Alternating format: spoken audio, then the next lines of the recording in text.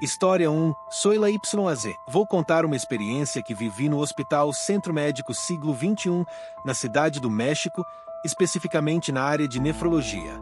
Há 6 anos, minha tia estava internada em estado grave. Ela permaneceu hospitalizada durante 5 meses e eu a acompanhava quase o tempo todo. Acabei me fazendo amiga do pessoal e dos familiares dos pacientes que estavam na mesma área.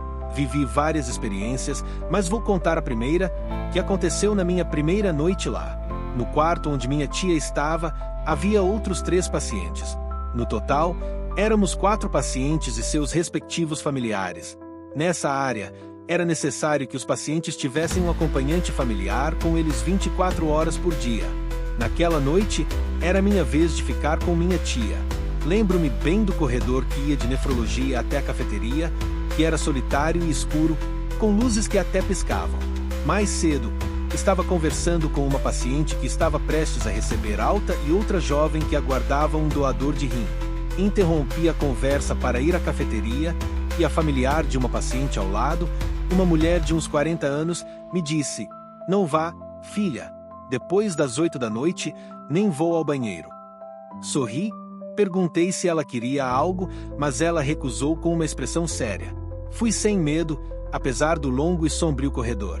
Quando voltei e estava prestes a entrar no banheiro, já de madrugada, senti como se alguém muito baixinho tivesse corrido atrás de mim, roçando nas minhas costas, como se me empurrasse. Mas não havia ninguém. Fiquei assustada e voltei rapidamente para o quarto, onde contei o que tinha acontecido. A familiar comentou: "Está vendo, por isso eu não saio daqui depois das 8 da noite, nem para o banheiro. Acontecem coisas muito estranhas por aqui." Minha tia estava muito delicada e não conseguia dormir, então passei a noite em claro. Todos os outros acabaram dormindo. Já passava das 3 da manhã quando, no pátio ao lado de nefrologia, que fica perto do corredor, começaram a se ouvir risadas de crianças, como se estivessem brincando. Pensei que, sendo um hospital grande, poderia haver crianças por ali, talvez na área de urgências, esperando algum familiar. Tentei dar uma explicação lógica na minha cabeça. No dia seguinte, contei para as outras senhoras sobre as risadas que ouvi e me disseram que era normal ouvir isso quase todas as noites, mas que nessa área só podiam entrar familiares dos pacientes durante a noite e que não era permitido o acesso de crianças. Quando fui tomar café da manhã, conversei com um oficial da área de nefrologia e lhe contei o que tinha ouvido. Ele compartilhou uma parte da história desse hospital, dizendo que durante o terremoto de 1985, aquela área era pediatria, e o edifício desabou, levando a vida de enfermeiras e crianças. O edifício foi reconstruído e destinado à nefrologia e, de fato, no último andar do edifício, a atividade paranormal é muito mais intensa. Antes de continuar com a próxima história, inscreva-se no canal para não perder mais histórias como essas. História 2, Karen Hernandes. Comecei a ouvir o podcast recentemente porque meus filhos são grandes fãs e sempre o colocam antes de dormir. Pela natureza do meu trabalho, raramente estou em casa à noite. Uma dessas noites livres, ouvi o programa e fiquei completamente fascinada. Meu trabalho consiste em receber e preparar os corpos que chegam de ambulância. Infelizmente, a maioria são vítimas de acidentes e chegam em condições realmente desagradáveis. Minha área de trabalho fica no subsolo, longe dos consultórios e dos centros cirúrgicos do hospital. Estamos sempre cercados por corpos que chegam quase destruídos e frequentemente temos que reconstruí-los para entregá-los às suas famílias. O depósito é um lugar sombrio e isolado. Desde que comecei a trabalhar lá, há alguns anos, percebi que há presenças no local com as quais eu preferiria não ter contato, então me limitei a fazer apenas o meu trabalho. Me acostumei a ver e ouvir coisas que nem tento mais explicar, pois não faz sentido buscar uma lógica para algo que já faz parte da minha rotina. Fiquei habituada a trabalhar vendo sombras se moverem de um cubículo para o outro, ouvindo murmúrios e sons que parecem lamentos. Há algumas semanas, quando cheguei para cobrir meu turno, perguntei a Rafael, um colega, se teríamos muito trabalho. Fiquei contente ao saber que parecia ser uma noite tranquila. Por volta das 10, Érica, uma das recepcionistas do hospital, me ligou para dizer que Luísa, minha colega e amiga, não viria trabalhar naquela noite. Achei muito estranho, pois em 4 anos trabalhando juntas, ela nunca havia faltado.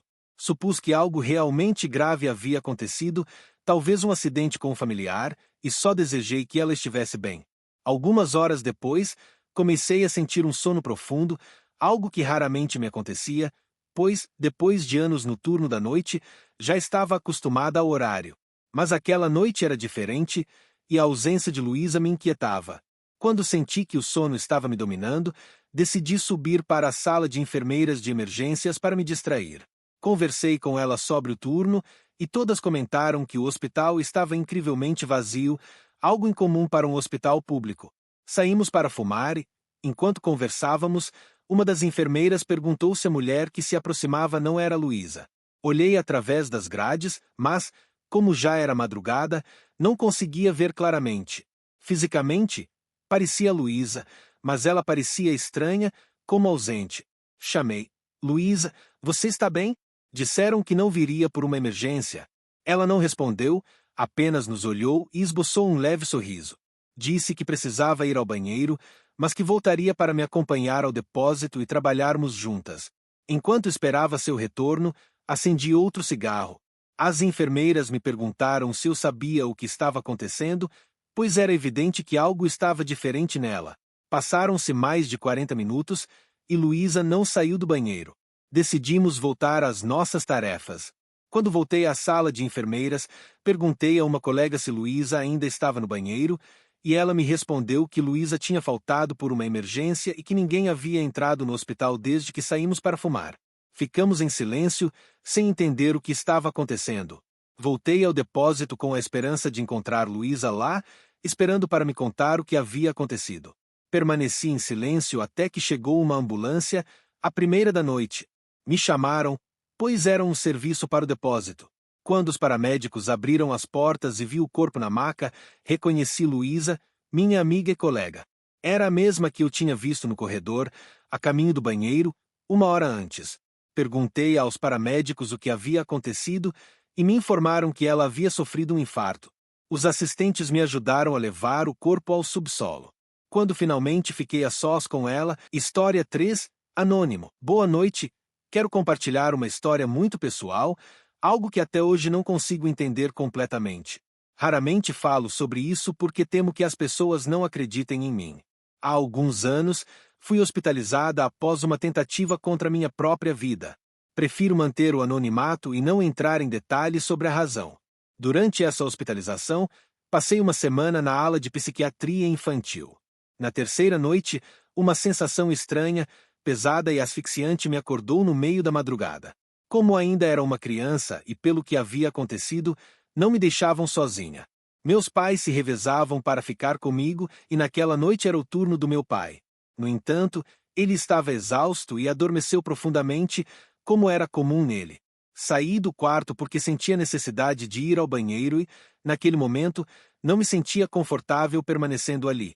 Cruzei o corredor e, ao chegar no banheiro, percebi que vários cubículos estavam fora de serviço. Foi então que eu vi alguém entrando. Como havia apenas um banheiro funcionando, avisei que estava ocupado e que sairia em breve. Mas aquela presença, fosse o que fosse, não parecia me ouvir ou simplesmente ignorou o aviso. Começou a bater na porta insistentemente. Repeti que estava quase saindo, mas aquela sensação asfixiante, a mesma que me acordou, retornou. Pedi àquela presença que esperasse, pois já estava quase pronta para sair, mas os golpes na porta só aumentaram, transformando-se em socos. Era como se algo, aparentemente irritado, estivesse ansioso para entrar. Comecei a sentir medo e decidi sair rapidamente para voltar ao quarto. O que mais me aterrorizou foi que, ao abrir a porta, não havia ninguém ali. Estava fisicamente sozinha, mas podia sentir que algo, uma presença, estava comigo. Lavei as mãos o mais rápido que pude, querendo sair de lá o quanto antes. Ao sair, vi meu pai correndo pelo corredor em minha direção. Apesar de seu sono profundo, o que quer que tivesse me seguido até o banheiro também o havia acordado. Perguntei se ele tinha visto alguém sair do banheiro, mas ele disse que não. Sem entender completamente, perguntei por que ele havia corrido.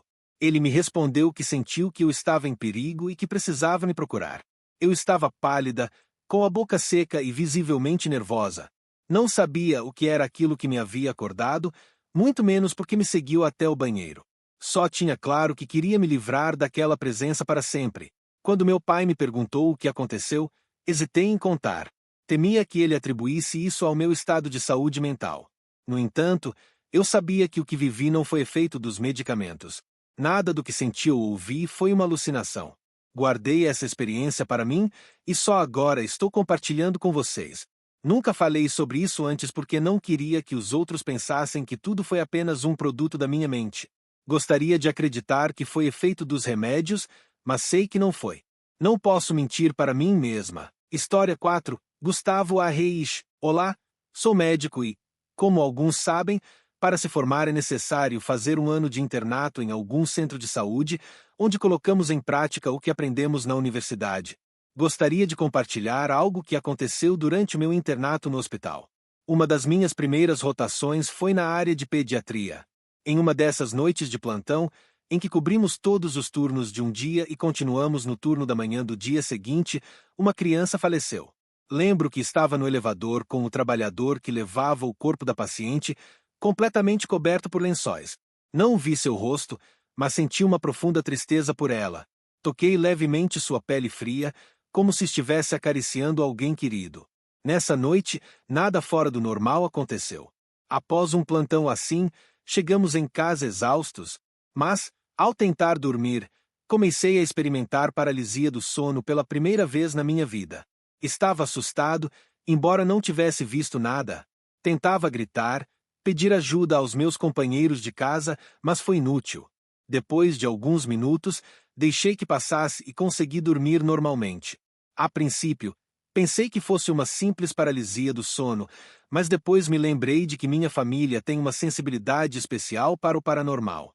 Minha avó materna, meu pai, minhas tias e meus irmãos tiveram experiências semelhantes. Em minha casa, só minha mãe e eu não temos essa sensibilidade. Embora às vezes eu ouça coisas estranhas, nunca vi nada. Porém, depois desse evento, comecei a ter paralisia do sono todas as noites. A cada vez, ficava pior. Em uma ocasião, comecei a ver uma sombra escura no meu quarto. Era uma figura pequena, com cabelo longo e negro cobrindo o rosto. A primeira vez que a vi, comecei a gritar, mas ninguém veio me socorrer. Ela ficava no canto do quarto, observando. Com o tempo, essa figura começou a se aproximar de mim, até que uma noite a vi parada ao meu lado. Nada se compara, porém, ao terror da noite em que acordei com uma sensação de peso nos ombros e senti uma respiração no meu pescoço. Abri os olhos e vi, abaixo do meu queixo, uma cabeça com cabelo negro subindo, como se quisesse me olhar de perto. Senti sua respiração subir pelo meu pescoço e chegar até o meu rosto. Fechei os olhos, aterrorizado, tentando rezar, mas as palavras me escapavam. Tentei me libertar, e parecia que tudo ao meu redor tremia. Ouvi os móveis se sacudindo e, de repente, tudo cessou. Ela desapareceu e, finalmente, consegui dormir. Na manhã seguinte, contei ao meu pai e à minha avó. Já fazia 10 dias que eu estava passando por essas paralisias, sentindo-me exausto, como se algo estivesse drenando minha energia. Minha avó sugeriu-me enviar um escapulário, abençoado na igreja e imerso em água benta. As noites continuaram, e aquela presença continuava aparecendo ao meu lado. Sempre tentava me libertar, e o quarto tremia como se estivesse em um terremoto. Quando finalmente recebi o escapulário, coloquei-o imediatamente e, como por mágica, as paralisias cessaram. Desde então, pude dormir em paz. Essa história aconteceu em abril de 2016. Desde então, nunca mais tive paralisia do sono. Aprendi a lição, não toco mais cadáveres, nem me permito sentir pena deles. Que todos tenham uma boa noite. História 5. Sala de espera. Há algum tempo consegui um trabalho em um pequeno hospital, longe da cidade. Estava muito animado, pois era meu primeiro emprego desde que me formei. Embora fosse temporário, foi uma oportunidade incrível, o salário era ótimo e foi no mesmo hospital onde fiz minha formação. A maioria dos meus turnos eram de 12 horas, das 7 horas às 19 horas. Às vezes eu trabalhava à noite, das 15 horas às 23 horas, mas não gostava muito desses turnos. Já estava acostumado a trabalhar até tarde em outros empregos, mas agora a distância para minha casa era muito maior. No hospital, éramos apenas 4 enfermeiras, um administrador, Eu e o médico de plantão. Por ser um hospital pequeno, acabei vendo situações muito incomuns. Como algumas pessoas não conseguiam chegar à cidade, às vezes utilizávamos o helicóptero de emergência. Vi acidentes graves em estradas rurais e até vi famílias inteiras não resistirem. Uma noite em particular, por volta das 22 horas, o hospital estava tranquilo. Só havia registrado 6 pacientes. Enquanto conversávamos com uma das enfermeiras sobre o histórico de um paciente, ouvimos um barulho estranho na entrada. Logo vi um homem vindo em nossa direção. Parecia normal, mas estava usando um casaco longo, o que era estranho, pois era verão e estava bem quente. A enfermeira ao meu lado respirou fundo e foi ao banheiro, me deixando responsável pelo novo paciente. À medida que ele se aproximava, o som estranho ficou mais forte. Ele estava arrastando algo, mas não conseguia ver o que era. Quando chegou à mesa, vi que seus olhos estavam muito abertos e suas pupilas enormes. Seu rosto estava pálido, parecia que não havia dormido há dias. Eu já tinha visto esse tipo de olhar antes e imediatamente pensei que ele poderia estar sob o efeito de drogas. Ele estava se puxando pelos cabelos e rangendo os dentes, visivelmente agitado. Normalmente, pessoas assim vêm ao hospital procurar remédios. Registrei o paciente, mas percebi que ele estava cada vez mais irritado. Quando terminei, indiquei a sala de espera e ele perguntou quanto tempo levaria. Calculei cerca de meia hora, já que o médico estava em um intervalo. De repente, seu comportamento mudou. Ele ficou furioso e se dirigiu à sala de espera. Quando ele se afastou, finalmente vi o que ele estava arrastando, um machado. Entrei em pânico, mas tentei manter a calma. Liguei para a polícia do meu celular, sabendo que demoraria uns 20 minutos para chegar. Discretamente sinalizei o perigo para as outras enfermeiras, mas sabíamos que não podíamos enfrentá-lo diretamente. Ele era alto e muito forte. Enquanto esperávamos a polícia, trancamos o homem na sala de espera, que tinha portas reforçadas. Tudo parecia sob controle até que ele percebeu o que fizemos. Começou a gritar, a jogar cadeiras e a bater na porta com o machado.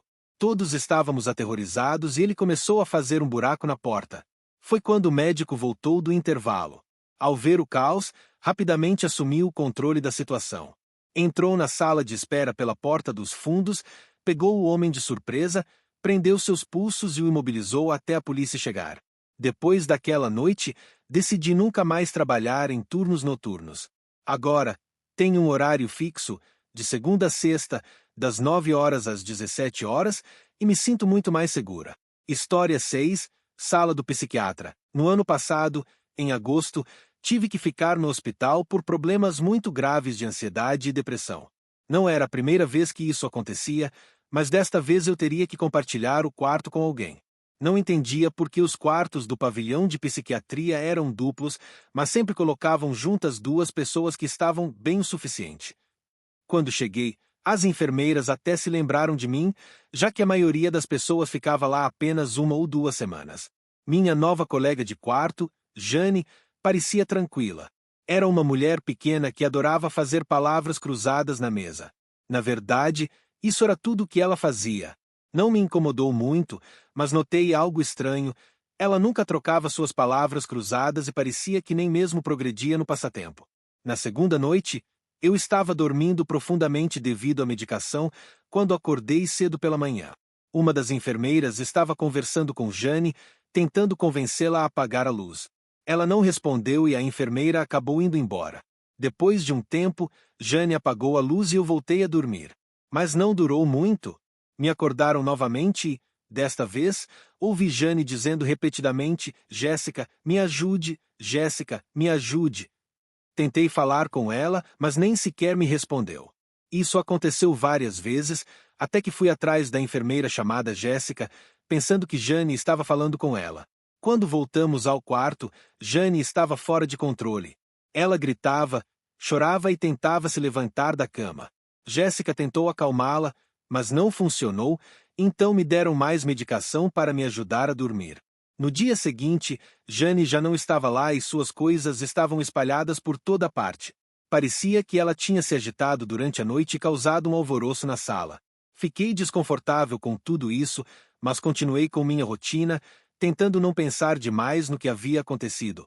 Enquanto tomava o café da manhã, vi Jane do lado de fora, me olhando fixamente.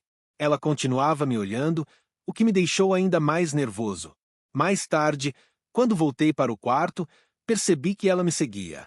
Falei com uma das enfermeiras sobre isso e me deixaram ficar perto da recepção para que eu me sentisse mais segura. As coisas começaram a piorar quando Jane pegou algumas das minhas coisas, como meu iPad e minha roupa. Isso me fez entrar em pânico e comecei a chorar. As enfermeiras tentaram me acalmar e me disseram que transfeririam Jane para outra ala do hospital, onde ela ficaria mais isolada. A situação estava saindo de controle e eu não conseguia mais suportar a presença dela. No final do dia, quando meu marido veio me visitar, vimos que a segurança estava levando Jane embora, gritando e lutando enquanto me olhava diretamente.